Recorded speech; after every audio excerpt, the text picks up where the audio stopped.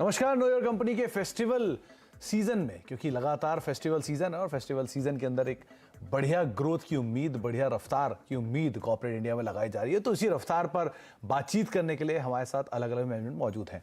आज भी हम बातचीत करेंगे गोकुल दास एक्सपोर्ट की मैनेजमेंट के साथ। हमारे साथ कंपनी के एमडी सेवारमण कृष्णन सर मौजूद होंगे, जिनसे हम बातचीत करेंगे कंपनी के एक्सपेंशन प्लान्स को लेकर, साथ ही साथ किस तरह का डिमांड सिनेरियो कंपनी फिलहाल देख रही है, इस पर चर्चा करने के लिए हमारे साथ तो मौजूद रहेंगे। मार्केट्स भी बातचीत करेंगे, लेकिन सबसे पहले देख लेते हैं हेडलाइंस।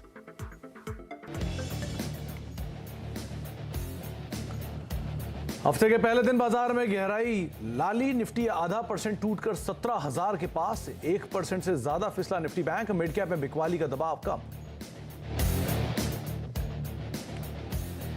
कमजोर बाजार में चमके pharma share. Nifty pharma index लगातार 5वें दिन उछला, 4% के साथ दौड़ा जायडस लाइफ, औरबिंदो फार्मा और लुपिन। उधर विंडफॉल टैक्स घटने से ओएनजीसी ने लगाई 5% की छलांग।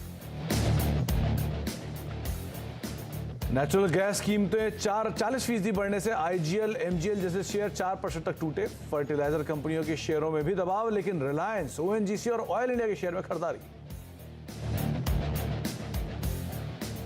वायुसेना को मिली नई ताकत। देश का पहला स्वदेशी लाइट कॉम्बैट हेलीकॉप्टर प्रचंड वायुसेना में हुआ शामिल। रात में भी हमला बोलने की शक्ति। रक्षा मंत्री राजनाथ सिंह ने भी की एलसीएच की सवारी।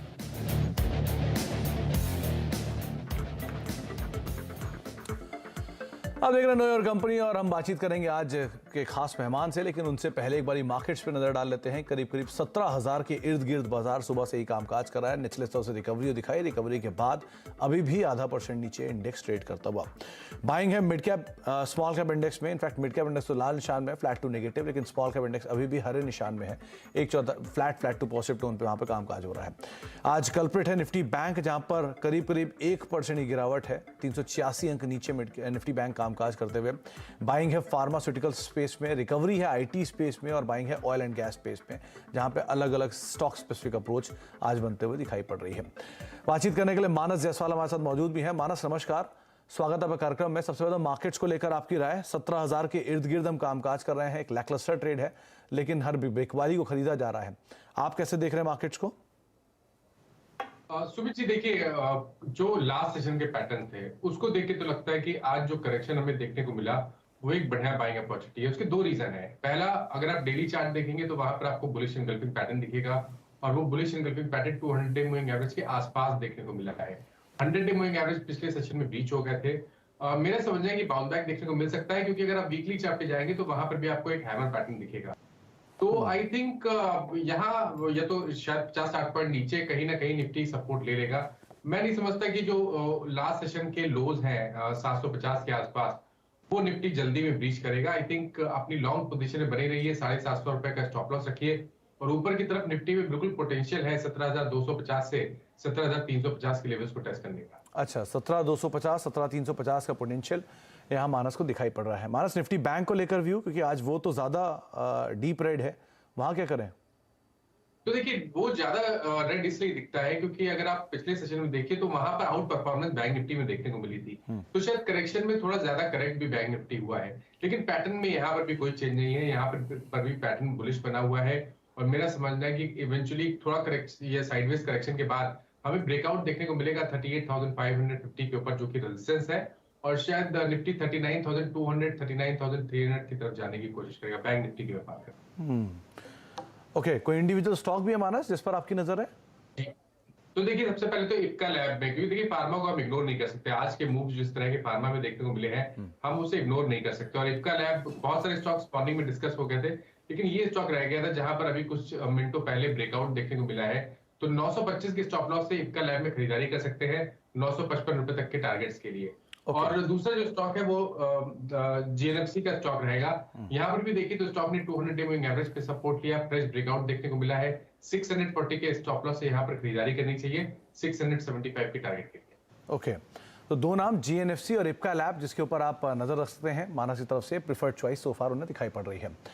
आगे भी हम मानस से बातचीत करेंगे, लेकिन एक और अपडेट आपकी स्क्रीन पर है कि रुपया दिन के निचले स्तरों पर अभी कामकाज कर रहा है, यानी कि डॉलर के अंदर जो स्ट्रेंथ है वो बनी हुई है, और डॉलर में स्ट्रेंथ एक्सपोर्ट ओरिएंटेड कंपनियों के लिए बेनिफिशियरी मानी जाती है। तो आज की जो मेहमान भी हमारे साथ हैं वो एक्सपोर्ट ओरिएंटेड कारोबार से ही रिलेटेड हैं। सेवा रमन कृष्णन सर हमारे साथ मौजूद हैं, एमडी गोकुलदास एक्सपोर्ट के। सर नमस्कार, स्वागत है आपका कार्यक्रम में। बहुत कुछ बदला है पिछले क्वार्टर में और इस क्वार्टर में, स्पेशली आपके लिए, क्योंकि करेंसीज मार्केट के अंदर एक बड़ा फेरबदल हुआ। इनपुट कॉस्ट थोड़ी सी ईज आउट हुई पहले के कंपैरिजन में। डिमांड सिनेरियो यूएस मार्केट में रिसेशन जैसी बातचीत आने लग गई तो वो थोड़ी सी हिट हो रही है, जो कि आपके लिए प्रोमिनेंट मार्केट है। तो सर फर्स्ट हाफ के कंपैरिजन में second half of financial year कैसा दिख रहा है, क्या सिचुएशन सिनेरियो है अभी? ओके, सो फर्स्ट हाफ के मुकाबले सेकेंड हाफ थोड़ा स्लो ही रहेगा, क्योंकि यूएस, यूरोप और China pre markets are running weak. हमारा एक्सपोजर यूएस की तरफ है। वास्ट मेजॉरिटी जो हम एक्सपोर्ट करते हैं यूएस एक्सपोर्ट करते हैं, और of the lot US market has been the most resilient. अगर आप देखेंगे वाईटीडी रिटेल सेल्स या वाईटीडी ई कॉमर्स सेल्स इन यूएस, सो मैं जैन से अगस्त की बात कर रहा हूँ, उनका sale year on year growth ही दिखाई दे रहा है। So to that extent, US has been a fairly strong, resilient market. We hope that US maintains its resilience. अगर वो होता है तो हमारे लिए काफी अच्छा रहेगा और हमारा growth will be good. YOY तो anyway we will see a good growth in Gokuldas, but I'm expecting a little soft H2, primarily Q3, and this I've been saying to my investors for quite some time that market conditions are slightly soft.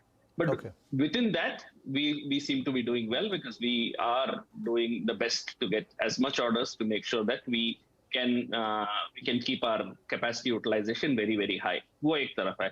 और दूसरी तरफ से आपने पूछा कि raw material prices और exchange rate. Raw material price घटने से हमें फायदा होता है, लेकिन नॉर्मली उसका जो फायदा है हम पास ऑन कर लेते हैं कस्टमर्स को। और जब रॉ मटेरियल प्राइस बढ़ती है तब भी हम कस्टमर्स को वो चार्ज पास ऑन कर देते हैं। तो उससे बहुत ज्यादा फर्क नहीं आएगा, लेकिन थोड़ा एटलीस्ट हमारा मार्जिन प्रेशर ईज हो सकता है। और rupee weakening is definitely a good news for us. It will always help us in terms of margins. Okay, तो सर गणपति सर, एक तरफ डिमांड साइड हैम्पर हो रही है अमेरिकन मार्केट्स में, जो कि आपकी सबसे बड़ी मार्केट्स है, 80% के आसपास रेवेन्यूज वहां से आते हैं, और दूसरी तरफ उसी की करेंसी स्ट्रांग हो रही है। तो इसका नेट इफेक्ट क्या मान के चले हम? नेट इफेक्ट ये अच्छा ही है, क्योंकि जब strong American currency makes their products cheaper in America, so उनका बाइंग पावर बढ़ जाता है। तो टू दैट एक्सटेंट वो यूज करके वो अपने इन्फ्लेशन कॉम्बैट कर लेते हैं। तो मेरे हिसाब से बहुत ज्यादा प्रॉब्लम नहीं होना चाहिए। Market, by and large demand should come back up pretty soon. That is my prognosis, and anyway a weak rupee always will help us. Of all the markets, US is the best market today, and that is where हमारा reliance सबसे ज्यादा है। तो to that extent we are in the best market possible. Okay, और sir domestically भी और internationally भी ये 2 साल बाद ऐसा फेस्टिव टाइम आएगा, चाहे फॉरेन में हो या फिर इंडिया में हो, जो कि कंप्लीट फेस्टिवल होगा, जहां पे कोई टर्बुलेंस नहीं होगा।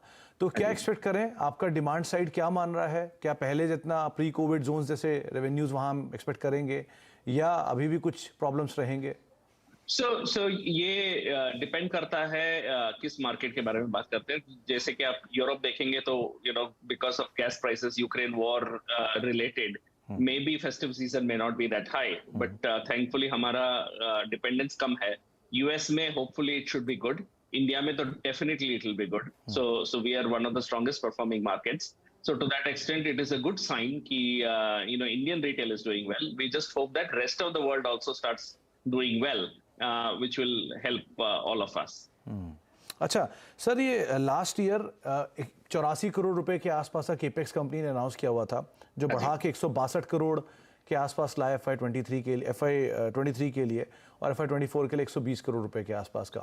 इसका एक बड़ा हिस्सा आप फर्स्ट क्वार्टर में ऑलरेडी रिफ्लेक्ट कर भी चुके हैं केपेक्स का FY23 के लिए। अभी ये केपेक्स किस तरह का है, किन किन एरियाज में है, क्या वैल्यू एडिशन रहेगा इसका गोइंग फॉरवर्ड? श्योर, तो हम केपेक्स हमारे कैपेसिटी बढ़ाने के लिए कर रहे हैं। तो नए फैक्ट्रीज लगा रहे हैं, फैक्ट्रियों पे काम चल रहा है। as of now, and all the capex is planned. Whatever we planned is going on as per schedule. और हम एक फैब्रिक प्रोसेसिंग यूनिट भी लगा रहे हैं तमिलनाडु में, तो उसका भी capex is going on, और वो factory is coming up on schedule to be commissioned in early FY24. So ये सारा as per plan चल रहा है. तो इसके चलते ये जब कमीशन होंगे और उनका प्रोडक्शन शुरू हो जाएगा, तब हम ग्रोथ भी देख पाएंगे इन फैक्ट्रियों के दरमियान. ओके और जो केपेक्स कंपनी ने अनाउंस किया हुआ है, जो ईयर मार्क्ड है, ये इंटरनल एक्रूअल से है या आप इसके लिए कोई फंड रेज या कोई फर्दर डेट रेज, कुछ ऐसा प्लान? सो एट बेस्ट थोड़ा सा डेट ले लेंगे, इक्विटी तो बिल्कुल नहीं चाहिए, क्योंकि हमारे पास we are cash rich, we are net debt zero है, हम हमारे पास काफी कैश पाइल है, सो वो यूज करेंगे, थोड़ा सा डेट ले लेंगे बस, उसके अलावा कोई जरूरत नहीं है हमें इक्विटी रेस करने का. अच्छा गणपति सर, लास्ट क्वार्टर में कंपनी के मार्जिन स्लाइटली हिट हुए थे, डबल डिजिट से सिंगल डिजिट की तरफ जाते हुए दिखाई पड़े थे, तो ऑन एन एवरेज, मतलब कंसीडरिंग द नॉर्मल सिनेरियो, ये आपका जो मार्जिन रहेगा FY23 के लिए ओवरऑल या FY24 के लिए, क्या माने 12-13% का जो एवरेज मार्जिन रेंज था, उसी पे ही कहीं सेटल होगा? तो क्लैरिफाई कर लेता हूँ, last quarter that is Q1 में हमारा मार्जिन 12.1% था.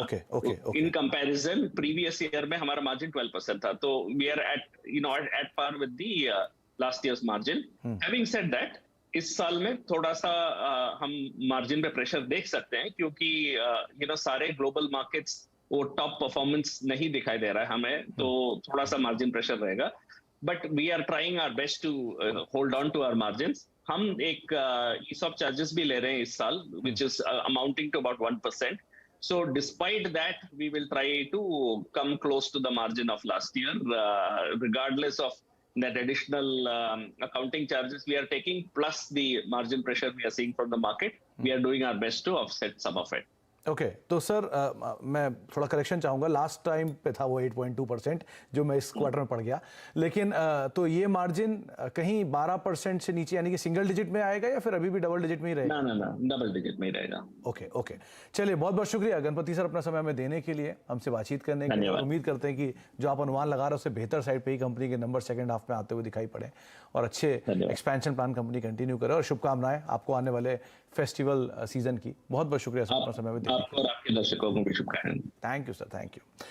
मार्केट्स के ऊपर लौटते हैं. करीब 16,996, यानी कि उसी रेंज में ही इंडेक्स कामकाज कर रहा है जहां पर कार्यक्रम की शुरुआत में था, और अभी भी मिड कैप स्मॉल कैप में मिला जुला ही कामकाज होता दिखाई पड़ रहा है. स्मॉल कैप इनफैक्ट लाल निशान में आ चुका है. एक ब्रेक का वक्त है, ब्रेक के बाद लौटते हैं, मार्केट से बातचीत जारी रखते हैं.